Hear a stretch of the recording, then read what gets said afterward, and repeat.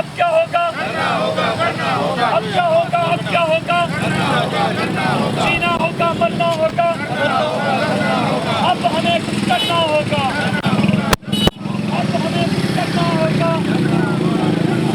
मैं हूं मोहम्मद ज़ुबैर, अवाम की आवाज़, राइट मालूमात के साथ अपने और आपके यूट्यूब चैनल राइट टिप पर। नाज़रीन, जैसा कि बढ़ती हुई महंगाई ने अवाम की कमर तोड़ के रख दी है और एक बड़ा फ़ैसला कर चुकी है जमात इस्लामी, नईम और रहमान साहब की क़यादत में इस्लामाबाद धरना जो है वो देने जा रही है। और इस वक्त यहाँ पे जमात इस्लामी के कारकुन और लीडर यहाँ पे मौजूद है और हम उनसे बात करेंगे कि उनका क्या मौक़िफ़ है। नो डाउट कि पाकिस्तान में इस वक्त बहुत ज़्यादा महंगाई है, गरीब आवाम जो है इस वक्त बहुत मुतासर है और इस वक्त आवाम ने यह फ़ैसला कर चुका है कि वो सड़कों पे आए और अपने हकूक़ की बात करें, अपने हक़ लेके वापस घरों को जाए। हम बात करते हैं इस्लाम क्या जा रहे हैं आप इस्लामाबाद करने के लिए और क्या मौक़िफ़ है आपका, क्या अपना जो मौक़िफ़ है वो मनवा करेंगे? ये टमाटर का रेट क्या है, प्याज का रेट क्या है कि हांडी जो है कि पकना मुश्किल हो चुकी है। इसमें एक आदमी के जो 25 से 30 हज़ार कमाए वो घर में जो है कि जब अपनी 2 वक्त की रोटी पूरी नहीं कर पाता और जब महीने के शुरू में उसको बिजली का बिल आता है तो नज़र यही आता है कि 35 से 40 हज़ार रुपया उसको बिल आ गया। इस परेशानी के अंदर आप देखते हैं कि मुख्तलिफ़ इलाक़ों के अंदर आप देखें कि लोग अपने बच्चों को ख़ुदकुशी करने पे मजबूर कर देते हैं, अपने हाथों से कत्ल कर देते हैं, जहर दे देते हैं। यही वजह है कि इन ज़ालिम हुक्मरानों ने आवाम से हर तरह का सुख चैन जो है कि वो छीन लिया है। जमात इस्लामी ने आवाम की परेशानियों पर आवाज़ बनने का फ़ैसला किया। हाफिज़ नईम और रहमान ने पाकिस्तान की आवाम को मुखातिब करके कहा है कि अगर हमारे मसाइल हैं, हमें इन मसाइल के हल के लिए कोई हल निकालना होगा, तलाश करना होगा। हम जब शहर लाहौर के अंदर एहतजाज करते हैं, इस एहतजाज के अंदर हम लेस्को के दफ्तर जाएँ, बाबदा के दफ्तर जाएँ, तो वो इस हवाले से ही बात करते हैं कि हम आपको कोई रिलीफ नहीं दे सकते।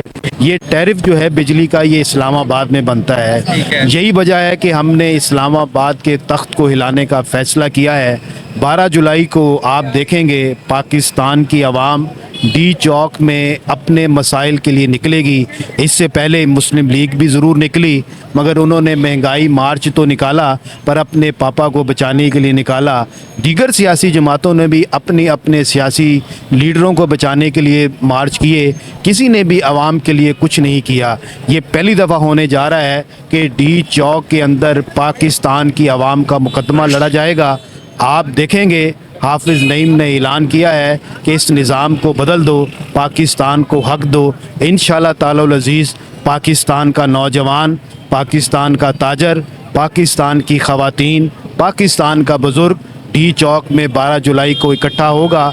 एक आवाज़ बन के हम इस ज़ालमाना निज़ाम के ख़िलाफ़ आवाज़ बुलंद करेंगे इंशाअल्लाह। नाज़रीन, वो वक्त आ चुका है जब जमात इस्लामी की क़यादत में बहुत बड़ा काफ़िला जो इस्लामाबाद की तरफ जाएगा। लाहौर में ये मोबिलाइज़ कर रहे हैं, लोगों को बुला रहे हैं कि हमारे साथ आप निकलो। नो डाउट कि इस वक्त आवाम जो है वो बहुत ज़्यादा मुतासर भी है और मैंने जिससे बात की है वो यही कहता है कि बिजली इस वक्त बहुत ज़्यादा महंगी हो गई है, बिल हम नहीं दे सकते।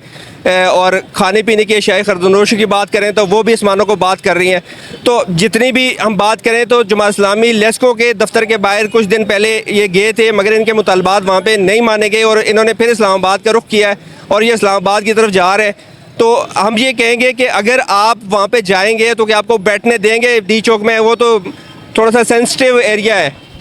जी बिल्कुल, आपकी बात ठीक है। आप देखते हैं कि जमात इस्लामी ने जब भी कोई फ़ैसला किया है कि हम अपने मौक़िफ़ के ऊपर खड़े भी होते हैं, डटते भी हैं। जब पाकिस्तान की आवाम का समंदर कि जो महंगाई की सताई है, लोड शेडिंग की सताई है कि वो इस्लामाबाद का रुख करेगी तो कोई माई का लाल उनको नहीं रोक सकता। हम सियासी मुज़ाहमत पर यकीन रखने वाले लोग हैं। हमारा जमहूरी हक़ एहतजाज है और इसी एहतजाज के ज़रिए हम अपने मुतालबात को मनवाने इस्लामाबाद जा रहे हैं। मैं नहीं समझता कि जब आवाम की ताकत मौजूद हो तो कोई रियासती हथकंडा हमें रोक सकेगा। बिल्कुल, आप बात सही कह रहे हैं। जैसा कि अगर देखा जाए जमात इस्लामी, नो डाउट कि जमात इस्लामी के कारकुन से हट के इस वक्त नून लीग के जो कारकुन भी हैं वो भी मुतासर है और वो भी ये कहते हैं कि हमारे साथ जुल्म हो गया है, महंगाई ज़्यादा बढ़ गई है और इसको कंट्रोल करने के लिए मेरा ख्याल है हुकूमत के पास कोई ऐसे बड़े इकदाम नहीं है कि वो उसको कंट्रोल कर पाए। जैसा कि हम देखते हैं कि IMF के मुआहदे होते हैं तो उसके तहत वो बिजली को बढ़ाया जाता है। तो अगर आप देखते हैं कि IMF के माहिदे के तहत उन्होंने बिजली बढ़ा दी गई है, तो फिर आपके साथ कैसे मुज़ाकरात करेंगे? क्या वो उनके साथ डीलिंग जो है जमात इस्लामी कर पाएगी जाके अपना IMF से? असल में मसला ये है कि IMF जो है कि वो सियासी हुकूमतों को कहता है कि आप अपनी मराद जो है कि उनको कम करें, अपनी अयाशियों को जो है कि वो कम करें।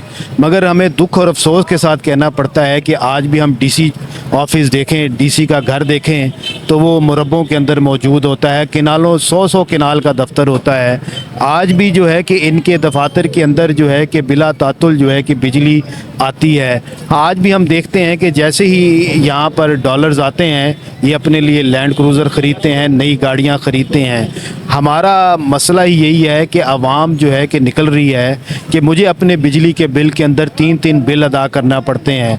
एक बिजली का बिल वो कि जो मैं ख़ुद इस्तेमाल करता हूँ, मैं वो अदा करता हूँ। एक वो बिजली का बिल कि जिसके अंदर इशराफिया की अयाशियाँ हैं और टैक्सों की मद में हम पर मुसल्लत किए जाते हैं, हमें वो अदा करना पड़ता है। इसी तरह के जो वो बिजली जो ये मुफ्त इस्तेमाल करते हैं वो बिल भी हमारे बिलों में आता है। आज हमारा मसला इसी हवाले से है कि हम देखें कि हमारा मीटर जो है कि कुछ और बोल रहा है और बिजली का बिल जो है वो कुछ और बात कर रहा है। हमारा एहतजाज भी इसी हवाले से है कि हम जो बिजली इस्तेमाल करते हैं हमें ओवर बिलिंग की होती है। हमारा मीटर ख़राब हो जाए तो उसको ठीक क्यों नहीं किया जाता। ये मसाइल हैं कि जिसकी वजह से हम निकल रहे हैं। ये IMF जो है कि हम बार बार आवाम को यही बात करते हैं कि हमने जब भी इन सियासी जमातों को आजमाया, इन्होंने जो है कि दोस्ती जाके IMF से की, उनकी ग़ुलामी में आई। अगर आज हम ये फ़ैसला कर लें कि हमें अपनी सादा ज़िंदगी गुजारनी है, जिस तरह आवाम ज़िंदगी गुजारती है, हुक्मरान भी उस तरह की ज़िंदगी गुजारना शुरू कर दें, तो हमें किसी IMF की ज़रूरत नहीं पड़ेगी। जब आवाम ये फ़ैसला कर ले कि हमें इनसे छुटकारा हासिल करना है। आपने दीगर ममालिक के अंदर देखा है कि वहाँ पर IMF के ऊपर अगर किसी ने एग्रीमेंट्स किए हैं, उन एग्रीमेंट्स के ख़िलाफ़ आवाम जो है निकली है। आवाम ने जो है कि इनके गिरेबान अपने हुक्मरानों के पकड़े हैं। आज मुझे पाकिस्तान में यही वक्त नज़र आ रहा है कि इस शदीद गर्मी के अंदर महंगी बिजली है, लोड शेडिंग है, आवाम तंग है, इसलिए आवाम निकलेगी तो IMF के गोरों को भी हम निबड़ लेंगे। बिल्कुल ठीक है। आप अगर इस्लामाबाद D चौक धरना देने जा रहे हैं, क्या आप PTI को या किसी और जमात को भी अपने साथ मिलाने की कोशिश करेंगे कि वो भी आपके साथ जाए और D चौक में बैठे? सारी बातें आज आपको नहीं बताएंगे। ये 12 जुलाई आप हमारे साथ चलें, इंशाल्लाह वहाँ पर गपशप आपसे होगी। ठीक है। मेरा ख्याल है कि PTI आपसे ज़्यादा, वो आपसे पहले उनसे तंग है कि वो तो चाहती है कि मेरे साथ कोई आए और मिले, हम साथ जाए। नहीं, मैंने आपसे अपनी गुफ्तगू में पहले भी ये बात कर दी है कि जमात इस्लामी ने वाज़े तौर पे बात कर ली है कि हम किसी इत्तेहाद में नहीं जाएंगे। इत्तेहादी सियासत के अंदर आवाम को नुकसान होता है। हम आवाम के इत्तेहाद के साथ, अवामी एजेंडे के साथ, अवामी मंशूर के साथ, अवामी मसाइल के हल के लिए निकल रहे हैं। 12 जुलाई को D चौक होगा, जमात इस्लामी होगी, जमात इस्लामी के कारकुनान होंगे, आवाम के जो महंगी बिजली की सताई है वो मौजूद होगी। जिस सियासी जमात को बिजली का बिल ज़्यादा आया है, वो तंग है, वो ज़रूर D चौक आए।